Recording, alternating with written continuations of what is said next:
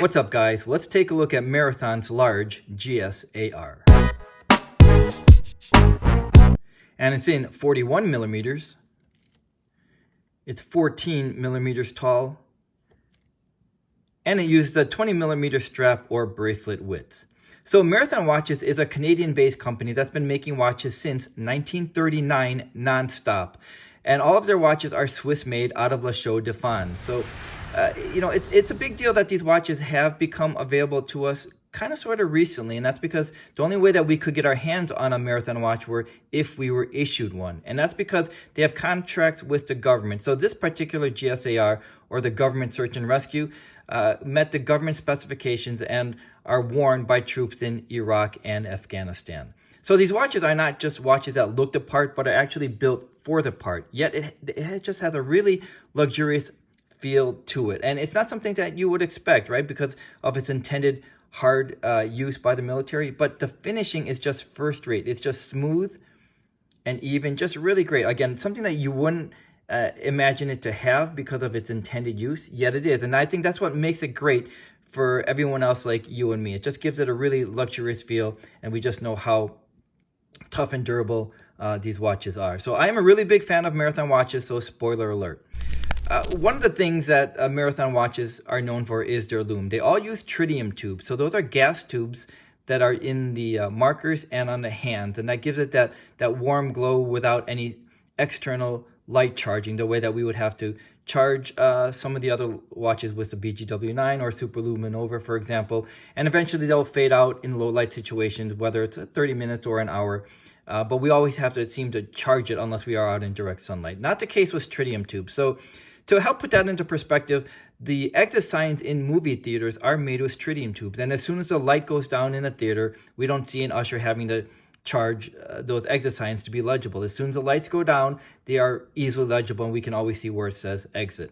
And that's because it's always on, and that's just to help give a little bit more of a perspective of the effectiveness of tritium tubes. So I really like that. The triangle on there is a Mariglow, what they call. That's not a tritium tube, but the dial is uses full tritium tubes on the markers and the hands. So just a really great looking watch. It's the kind of watch that just stands out the way, in a good way, the way that we can from across the room spot a Rolex Submariner or an Omega Seamaster, right?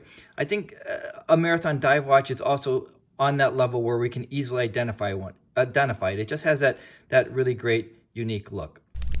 And not only is it, like I said, really great looking, and there's that saying that one could argue that if it's good enough for our U.S. military, it's good enough for me. Well, I don't always buy into catchy marketing slogans like that because that's its intention. But I do in this case because it absolutely is true with Marathon watches. So let's look at some of the finer details.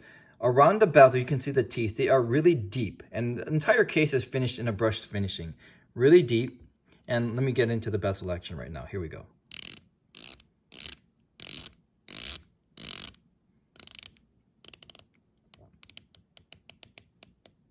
And very satisfying. But my point is that as deep as the teeth are, because they really are, they start deep in there, they don't jet out from the front, making it too aggressive for my taste. It's just the right amount. You wouldn't be able to tell how deep they are from the front, but from the side and on the grip is how we can tell. So it's great without being overly aggressive. And it is consistent with how deep that dial is. Look at that. It kind of reminds me of a deep dish pizza, right? You can see how far down that dial is from the sapphire crystal, yet it's very legible. And the case and the bezel is still only 14 millimeters tall. It's not super chunky, not super thin, but for 14 millimeters tall, where that dial sits below on the crystal, is just really legible, and it just deep dish pizza is the only thing that comes to mind. So Marathon just did a really great job on that. The crown is the only knurling part on here to give it that grip right there. So they just put the right amount of touches here. So the bracelet, if we're talking about the bracelet now, it has drilled lugs, the Oyster Star bracelet, and I want to talk about this clasp, right? The whole bracelet, the Oyster Star bracelet and the clasp is not unique looking. We've seen this look before, and I have watches with this very similar look. But where Marathon separates themselves from the rest is the quality. So here we can see, first of all, it has the 1, 2, 3, 4, 5 micro adjustments right there. But I'm talking about this lip right here.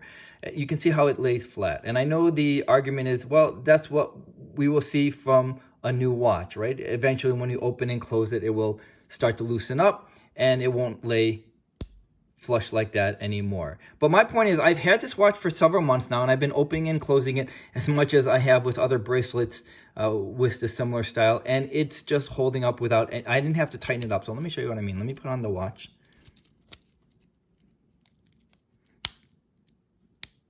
And here, right, I didn't have to push down on it. It's just completely flush.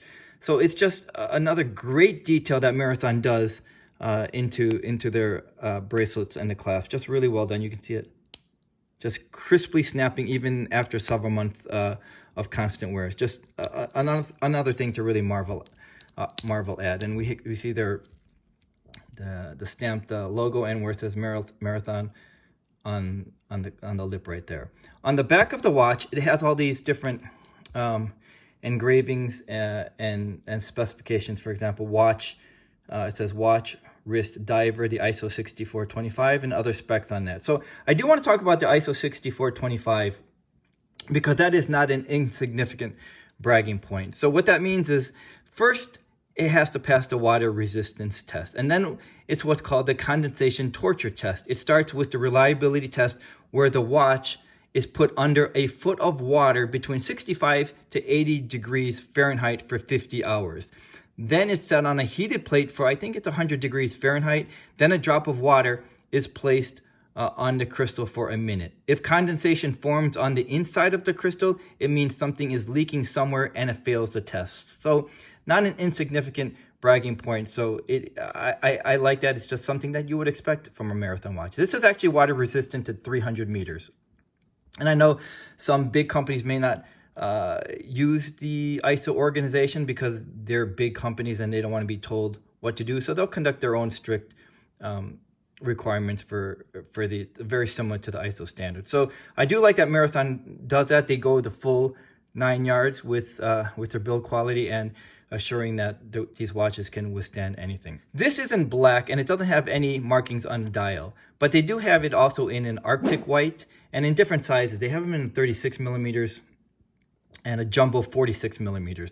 On the dial, there are also other options where it does say U.S. government under 12 o'clock. There's a gray maple leaf and a logo for the U.S. Marine Corps. I like this look. I think it's a cleaner look, but other than this, no U.S. government markings, I'd probably go with the gray maple leaf. But like I said, these watches have been made available to us kind of sort of recently, but they are often sold out. So, it's not as easy to get a Marathon watch, although it's a lot easier now to try to get one. So if they're in, I would suggest trying to grab one when you can, because they do sell out rather quickly. The movement on this GSAR is what they call the M2, but that's based on a Sellita movement. So I want to say it's a Sellita 200. It's a reliable movement as we would expect. But something worth noting is right out of the box, my accuracy was -4 seconds a day, and that's not the bragging point. My point is that after a few days of wearing, it starts to catch up, and now I'm at a consistent +1 second a day in accuracy. So something worth noting. Just overall, just a great watch that has been a pleasant joy to wear. It's just really been really super comfortable. One other thing I do want to point out is that I want to show you the box here, or the box is not what I want to point out, but it's actually the pillow. Because most watch boxes give us a watch cushion, right? But for us with smaller wrists, after we remove several links to the watch, it doesn't fit that cushion anymore, right? Without putting extra tension on the bracelet and on the cushion. So, the cushion. So the pillow, I'm just really a big fan of. The reason I'm bringing up the pillow is when I just am a really big fan and excited about a watch, I start to nitpick things, looking for something that I quite don't like. And I can't really find that here. So in that same breath, I'll also look for things that I appreciate. And one of the things that I notice is a watch pillow instead of the cushion. That's just something that fits my taste. And because I do have a smaller wrist. I just got done saying that I couldn't find any flaws with the watch. And I'm not going to call it a flaw, but it is just worth noting. As much as I like the bracelet and as comfortable as it is, it wasn't easy for me to make the adjustments on here. I can usually do that with the tools that I have. I just did have to take this to a jeweler and have it done. I can't really explain why, but I wasn't able to do this myself. But it does fit extremely well. It is super comfortable. So, you know, just something worth noting. The retail price on a GSAR is $1,300 on a rubber strap. Or if we want the steel bracelet, it's approximately $1,600. So if we're looking for that really unique, great divers that actually doesn't look the part, but actually is the part, a brand that's been around since 1939 nonstop, and we're looking for a Swiss watch made in the great La Chaux de France, and I think any marathon watch is going to be worth a closer look. Definitely this GSAR is worth our attention. Thanks for joining me, and I'll see you the next time.